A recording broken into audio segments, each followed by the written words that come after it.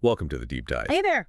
Today we're digging into an article from the Economic Times. It's giving us a bit of a preview, maybe, that sleek peek they mentioned for Apple's WWDC 2025. Yeah, WWDC is always a big one. Huh? Sets the stage for, well, everything software related from Apple for the next year. Right. But this year, if this source is anything to go by, it sounds like it's less about, giant leaps and more about polishing things up. Exactly. So our mission here is to unpack what this article predicts. We want to figure out the key announcements, those maybe smaller but still important shifts, and just get a feel for where Apple's heading. We'll look at this reported iOS redesign, a totally new naming idea, and where Apple seems to be with AI this year. It's like trying to read the tea leaves, get that early scoop before the official reveal. Pretty much. So let's jump in. What does the article say? First off, the basics. WWDC 2025 runs June 9th to 13th. Keynotes June 9th, 10 a.m. Pacific. Standard stuff there, yeah. No big surprise on the timing. But right away, the article kind of sets a tone, right? It does. It suggests the whole vibe this year is like refinement, polish. Not so much radical changes or, huge surprises. Refinement, not revolution. Okay. That's the read we're getting from this source, definitely. And they even mention the tagline, sleek peek. Ah, right. Sleek peek. Yeah, that really screams design, doesn't it? Like smoothing edges, maybe making things look nicer. It totally does. Sleek definitely points to visuals, maybe performance tweaks rather than like a whole new thing. Exactly. And speaking of visuals, the article really flags one big prediction. A major iOS redesign. Yeah, and not just like moving a button. The reports mentioned here suggest it could be the most significant iOS visual overhaul in years. In years. Wow. Okay, Yeah. that gets my attention. I mean, the OS look and feel, you use it all day. Does the article say what it looks like? Any details? Annoyingly, no. It doesn't get into the nitty-gritty visuals, Yeah. but it does give some context. It sort of frames it as a calculated response to Google's big Android 16 redesign. Ah, okay. So Yeah. competitive pressure. Like Android got a new look, so Apple needs one too. That seems to be the angle the source is suggesting, yeah. If they're right, the idea is Apple felt it needed a pretty substantial visual refresh for the iPhone, partly because of what's happening elsewhere, like with Google's latest designs. Okay. So for you as a user, it might mean getting ready for your iPhone to potentially look and feel quite different soon. Makes sense. Can't let the main interface feel dated, I guess. Okay, so shifting from looks to structure, maybe? The article mentions this prediction about a totally new way of naming Apple software. Right. This comes via Mark Gurman over at Bloomberg. He often has good intel. He's predicting this move to a unified versioning system Unified. across all their platforms. All of them. So what does unified mean here? How would it work? Well, instead of, say, iOS 18, then iOS 19, the prediction is they'll tie the version number to the year it's mainly for. So the software coming out mid-2025 would be called iOS 26. Wait, hang on. From 18, or presumably 19 if this were a normal year, straight to 26. That sounds like a huge leap. It does on the surface, yeah. What's the reasoning? Why do that? The article attributes this to Gurman. The idea is that naming it for next year, 26, is much more forward-looking. Forward-looking. How so? It kind of links the software directly to the calendar year you'll mostly be using it in, and maybe to the hardware cycles, too. Less about counting the small steps, more about this is the software for 26. I see. So less tracking version 1, 2, 3, and more like this is the 2026 edition. Yeah. And it's not just iOS doing this. Nope. The prediction is it's system-wide. So watchOS 26, macOS 26, iPadOS 26, visionOS 26, tvOS 26.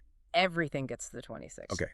So the insight here is maybe a branding move, making the whole suite of operating systems feel like one cohesive 26-foot platform tied clearly to the annual cycle. That seems to be the idea. It changes how you perceive the updates. Maybe it makes it clearer what generation of software you have. It might simplify things for users. Am I on the 26 software? And for developers, it frames things around a specific calendar year. Interesting. Feels like a simplification and branding play. Okay, let's switch gears. The big one. AI. Everyone's talking about it. Is Apple finally unleashing the AI Kraken at WWDC 2025, according to this article? Well, the article tackles that directly. It sets the scene, generative AI exploding with Google OpenAI. Right. And it positions Apple's approach, what they call Apple Intelligence, as being more reactive. Reactive. Ooh, not leading. That's how this source sees it, yeah. Based on their info, Apple is merely keeping up, not really leading the AI race right now. That sounds, well, a bit cautious for Apple, doesn't it? Yeah. Especially with all the AI hype everywhere else. What about Siri? That big overhaul we keep hearing rumors about? Yeah, the article touches on that. It suggests that despite the chatter, the big Siri makeover and maybe Apple's core AI tech just aren't seen as prime time ready. Not yet, anyway. That's the rumor cited. Okay, so the main takeaway here is manage your expectations. Don't expect huge, life-changing AI features revealed at this WWDC. The source thinks that's not happening this year. Exactly. The article even quotes Gurman warning people not to expect massive AI updates this year. It even says the conference might feel smaller than usual because the focus is expected to be more on that iOS redesign and core updates, not splashy AI. Right. They do mention priority notifications as something existing that uses AI. Yeah. But that's already out there. Yeah, that's not new. So the big AI bombshell isn't this keynote, is the prediction. That's the strong suggestion from this source. But there is one AI thing highlighted that could be pretty significant, just maybe not in a flashy way for you, the average user, right away. Okay, what's that? The prediction is that Apple's going to make its foundation models available to outside developers. Foundation models. Okay, unpack that for me. Yeah. What are foundation models in this context? What's being opened up? Think of them as the really big, powerful core AI brains that Apple has built internally, the deep learning stuff. By opening them up, Apple isn't handing developers a finished feature like, here's a new AI photo tool. It's giving them access to the underlying engine, the capabilities. Got it. The building block. Exactly. So the key insight here is that Apple's main AI move this year might be about empowering developers. The article suggests this lets them build unique app features using Apple's own powerful AI, potentially leading to a whole wave of new AI stuff in the apps you already use, but built by those developers. Huh. Okay, it changes the story a bit. So instead of Apple announcing the big AI thing, we might see lots of developers adding cool AI features to their apps, powered by Apple. That's the potential outcome the source points to. It's a platform strategy, right? Less about Apple doing everything AI itself, more about giving the tools to millions of developers so they can integrate smart features into apps on iPhone, Mac, etc. Right. The article even notes the small related thing. Some Apple apps like Photos and Safari might get a little AI-powered label added just to signal the tech is being used under the hood, even if the features aren't revolutionary just yet. So the big AI news, according to this, isn't a finished thing for us users this year, but a fundamental shift giving developers access. That's still a pretty big strategic move, even if it's not a flashy demo on stage. Yeah, it's an interesting contrast, isn't it? The source paints Apple as maybe pulling back on the consumer-facing AI hype for now, while simultaneously making this potentially huge foundational move for developers. It suggests maybe a longer-term play, focusing on building out the AI ecosystem on their platform first. Okay, before we wrap this all up, the article did briefly mention macOS and hardware, didn't it? It did, yeah, but not a lot of detail there compared to iOS or AI. It says after the M4 MacBook Air came out earlier this year, we might see some interesting macOS updates, but no real specifics on what that means. Vague. Okay, and hardware. Any foldable iPhone news? Cheaper Vision Pro. The article's pretty blunt on that, based on its sources. No hardware expected at WWDC 2025. Flat out.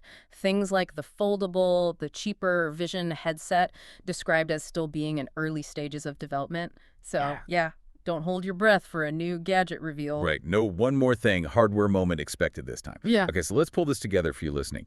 Based on this Economic Times article, what's the overall picture of Apple's focus for WWDC 25? It really points towards a year of consolidation and refinement, laying groundwork, not necessarily launching brand new categories or showing off tech that isn't quite ready for prime time. Yeah. The iOS redesign seems aimed at keeping the main user experience fresh. The new naming system looks like it's about standardizing things, clarifying the platform. And that AI strategy, crucially, seems focused on developers this year, not on delivering those big finished AI features directly to users just yet. Exactly. So the key thing for you, the listener, is probably knowing not to expect that hardware surprise or a keynote filled with mind-blowing new AI tricks you can use tomorrow. Right. Instead, this source suggests you should watch for the details of that iOS redesign. How does it actually change how you use your phone? How does that year-based naming look in practice? And maybe most importantly for the future, what are the specifics around developers getting access to those foundation models? That could be huge down the line. So why does knowing this ahead of time matter for you? Well, it helps you cut through the noise, maybe. When the keynote happens, you'll have a sense of where this source thought the real action would be, The design stuff, the naming, the developable AI tools, even if they aren't the things that get the biggest headlines immediately. It helps you understand Apple's apparent priorities this year. Which this article frames as polishing the core, getting the systems aligned, and setting the stage for future AI through developers. Pretty much. Refinement and foundational work.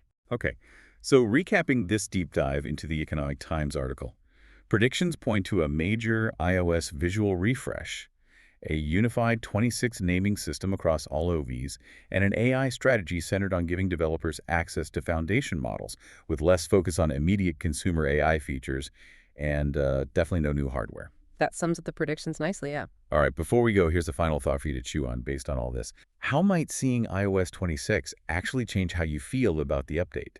Does linking it to the year make it feel inherently newer or more significant than just going from, say, 18 to 19? Ooh, interesting question. Or think about those foundation models. If developers really do get powerful AI tools from Apple, what kinds of genuinely new, maybe unexpected features could pop up in the apps you use over the next year or two? Maybe the most exciting AI won't come directly from Apple after all. Lots to think about there. That wraps up our deep dive into the WWDC 2025 predictions based purely on this Economic Times piece. Thanks for tuning in. Yeah, good job. We'll catch you on the next one.